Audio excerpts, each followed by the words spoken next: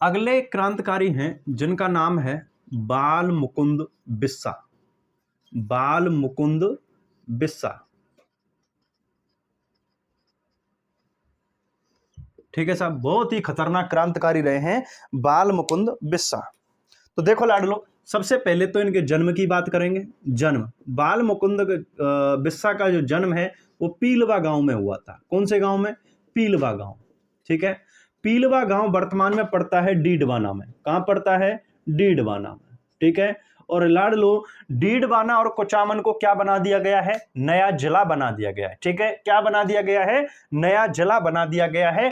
तो जो पीलवा गांव है वर्तमान में तो डीडवाना जिले में पड़ता है, लेकिन अगर पहले की बात करें कि गुरुजी पहले कहां पड़ता था, तो पहले नागौर में पड़ता था। कहां पड़ता? पहले नागौर। क्या हुआ था? जन्म 24 दिसंबर 1907 को यहां पर इनका जन्म हुआ था पीलवा गांव में, ठीक है।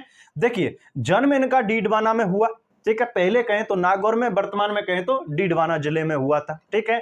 इनके पिताजी का नाम था जवाहर सिंह, और इसी नाम से इनके पिताजी की दुकान थी जिसे हम जवाहर खादी भंडार भी कहते हैं। क्या कहते हैं? जवाहर खादी भंडार भी कहते हैं, ठीक है। जोधपुर में इनके पिता की खादी भंडार की दुकान थी, ये भी यहीं पर बैठा करते थे। अब रियलिटी में अगर देखें तो ये जवाहर खादी भंडार जो है, ठीक है, ये क्रांतिकारियों की चर्चा का अड्डा बना हुआ था। यहां पर क्या होती थी? क्रांतिकारी चर्चा हुआ करती थी, ठीक है।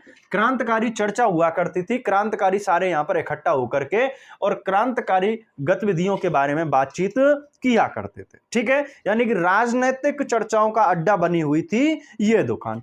अब क्या हुआ, इस जवाहर खादी भंडार पर जब राजनीतिक चर्चाएं होने लगी तो जोधपुर के महाराज ने इनके ऊपर राजद्रोह का केस लगा करके, ठीक है, राजद्रोह का केस लगा करके और जेल में बंद कर दिया। जोधपुर में, कहां पर? जोधपुर जेल में इनको बंद कर दिया था।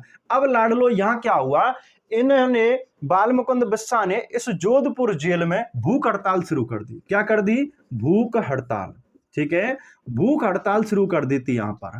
अब भूख हड़ताल करने के कारण इनकी तबीयत खराब होने लगी।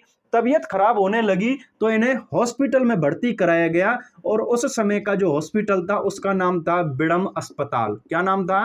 बिड़म अस्पताल या बिड़म हॉस्पिटल, जिसे वर्तमान में महात्मा गांधी हॉस्पिटल के नाम से जाना जाता है। इस बिड़म अस्पताल में भर्ती कराया गया और यहां पर इन्हें मृत घोषित कर दिया गया। क्या कर दिया गया? मृत घोषित कर दिया गया, यानी कि भूख के कारण इनकी मृत्यु हो गई थी। हालांकि कहा तो यह जाता है कि इनकी मृत्यु तो वहीं जेल में ही हो गई थी, ठीक है, जेल में ही हो गई थी। जब इनका शव सड़ने लगा तो उसके बाद में इन्हें हॉस्पिटल में लेकर के आए, ठीक है, और यहां इन्हें मृत घोषित किया गया था, ठीक है। कुछ ये कहते हैं कि इन्हें अस्पताल में लाते समय रास्ते में ही इनकी हत्या कर दी गई थी। क्या कर दी गई थी? इनकी हत्या कर दी गई थी, ठीक है।